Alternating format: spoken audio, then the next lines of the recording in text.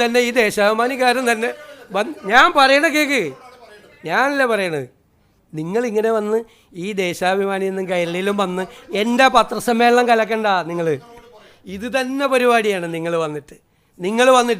നിങ്ങൾ പ്രതിപക്ഷ നേതാവ് പത്രസമ്മേളനം നടത്തുമ്പോഴോ അദ്ദേഹം മുഖ്യമന്ത്രിയായി പത്രസമ്മേളനം നടത്തുമ്പോഴോ ഒന്നും ഇതുപോലെ നിങ്ങൾ ബഹളം ഉണ്ടാക്കിയിട്ടില്ല. ഞാനിങ്ങനെ ഇരുന്ന് തരുന്നതുകൊണ്ടാണ് നിങ്ങളിങ്ങനെ കാണിക്കുന്നത്. ദയവ് ചെയ്ത് അതുകൂടി ഇല്ലാതാക്കരുത്. നിങ്ങൾ അല്ല, ഞാനിരുന്ന് എല്ലാം കോർഡിനേറ്റ് ചെയ്യണ്ടേ. അത് എവിടെ ഇരുന്ന് കോർഡിനേറ്റ് ചെയ്യണമെന്ന് നമ്മുടെ ഇതിലെത്തിയത്. മാധ്യമങ്ങളോട് എൻ്റെ ഓഫീസിൽ നിന്ന് കൃത്യമായിട്ടുള്ള വിവരങ്ങൾ ഓരോ 2-3 മണിക്കൂറും തരുമ്പം 3 മണിക്കൂർ കൂടുമ്പോൾ ഓഫീസിൽ നിന്ന് തരുന്നത്. വെയിറ്റ് അതുകൂടാതെ റവന്യൂ മന്ത്രിയെ ചുമതലപ്പെടുത്തി റവന്യൂ മന്ത്രി അന്നത്തെ ദിവസം 2 പ്രാവശ്യം ബ്രീഫ് ചെയ്തു. എല്ലാ വിവരങ്ങളും നമ്മളെടുത്ത ഈ നടപടികൾ, കളക്ടറെ ബന്ധപ്പെടുന്നത്, നമ്മൾ NDRFൻ്റെ ഫോഴ്സിനെ കൊണ്ടുവരുന്നത്, നമ്മൾ നേവിയുടെ ഹെലികോപ്റ്റർ ട്രൈ ചെയ്യുന്നത്, കോസ്റ്റ് ഗാർഡിൻ്റെ ബോട്ട് മുതലപ്പുഴയിൽ കൊണ്ടുവരാൻ ശ്രമിക്കുന്നത്, ഇതെല്ലാം നിങ്ങളോട് ബ്രീഫ് ചെയ്തിരുന്നു. നിങ്ങളെന്നിട്ട് വെറുതെ വാർത്ത ഉണ്ടാകും.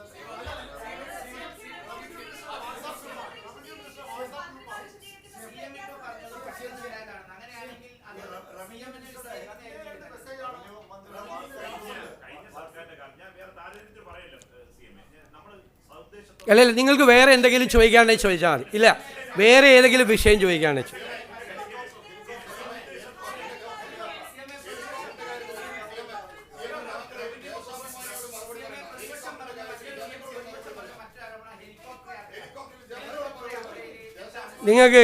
നിങ്ങൾക്ക് അറിയാം. നിങ്ങൾക്കറിയാം.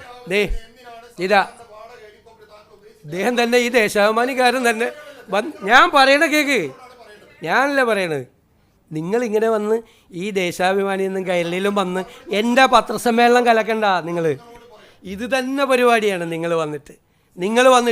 നിങ്ങൾ പ്രതിപക്ഷ നേതാവ് പത്രസമ്മേളനം നടത്തുമ്പോഴോ അദ്ദേഹം മുഖ്യമന്ത്രിയായി പത്രസമ്മേളനം നടത്തുമ്പോഴോ ഒന്നും ഇതുപോലെ നിങ്ങൾ ബഹളം ഉണ്ടാക്കിയിട്ടില്ല. ഞാനിങ്ങനെ ഇരുന്ന് തരുന്നതുകൊണ്ടാണ് നിങ്ങളിങ്ങനെ കാണിക്കുന്നത്. ദയവ് ചെയ്ത് അതുകൂടി ഇല്ലാതാക്കരുത്. നിങ്ങൾ സാമാന്യ ഞാൻ സംസാരിക്കുമ്പോൾ നിങ്ങളെന്തിനാണ് സംസാരിക്കുന്നത്?